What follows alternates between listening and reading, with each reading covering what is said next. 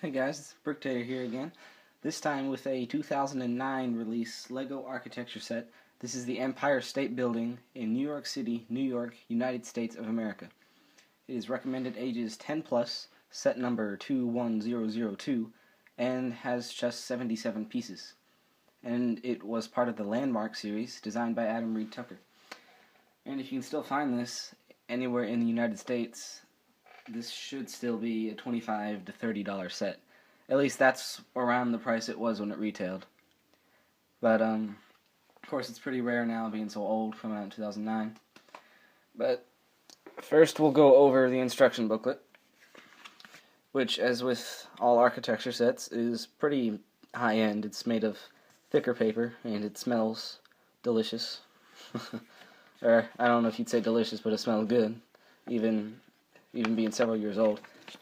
And most architecture sets, at least the ones above $50 mark around, have binded edges, but since this one being so small, it still just has staples, as you can see there.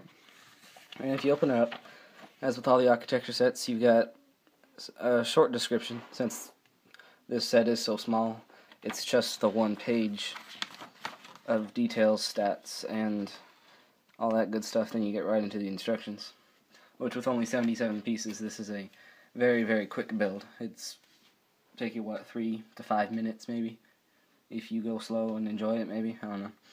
But next we'll go over the box.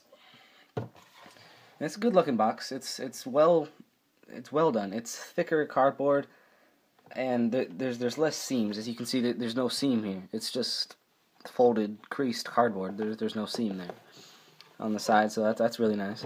And with all these architecture boxes, they open up, kind of like, almost like a book.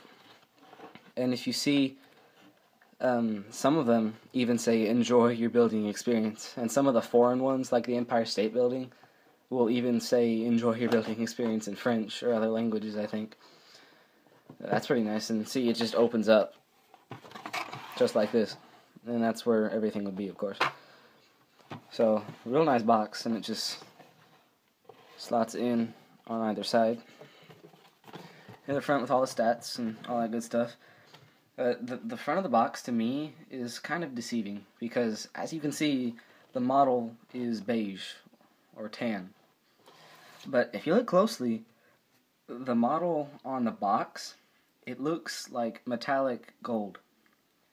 It might just be the lighting, or the way the box is done, or the glare, or something. I don't know, but it looks gold. But, you know, whatever. It's still the Empire State Building, but a metallic gold Empire State Building would have been really nice. And here on the top of the box, it's got a kind of Empire State Building logo there. And an old school thing, I like that. And the back of the box just has generic stats, you know, mainstream stuff, just to pique your interest if you look at the box in the store or something like that. It's kind of got a phased light to dark photo of it, showing the dimensions of the model itself at 7.4 inches tall and 3.1 inches wide. And it's got a picture of the Empire State Building there and there. So there's the box. Now we'll get onto the model itself. It's a pretty small little thing, but it's faithful to the real building. I do like it. And of course you have the printed 1x8 tile piece saying Empire State Building there on the front, which is very nice. And I really like the way how this thing is stepped back and tapered up to the point here.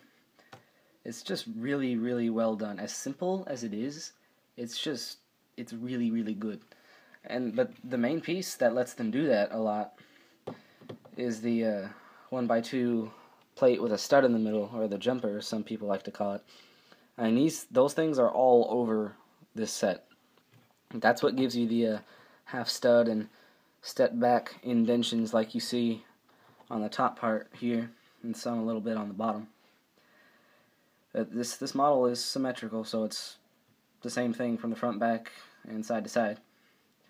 And if you kind of look at it from the top there, you can see all the steps leading up to the pinnacle. And it's just on a couple 4x8 plates there on the bottom. Nothing special.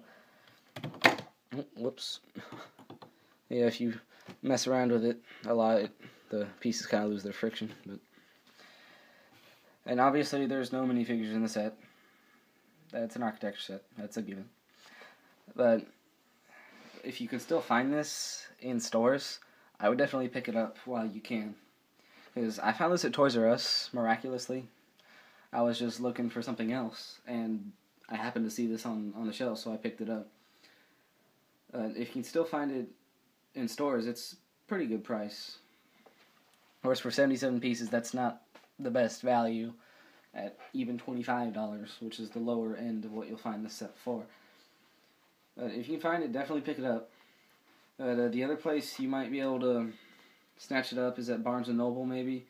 At least my Barnes & Noble here in where I live has a Lego architecture kiosk where they sell old and new architecture sets. But as rare as it is, most people will probably only be able to find it online. And even anywhere online, it usually fetches a pretty hefty price. At least well over what it retailed for. If you can find it under $50, I'd say pick it up. Which, that's pretty easy, because it's usually around $30 to $40 online. But, I mean, overall, this is one of the shortest architecture sets, especially in the Landmark series. But it's probably one of the ones that looks the best. Well, excuse me. That's about it for this review. And just watch my channel for dozens more of Lego architecture, Lego Star Wars, Halo Mega Blocks, Call of Duty Mega Blocks, and a couple custom builds which are coming out soon. See y'all later.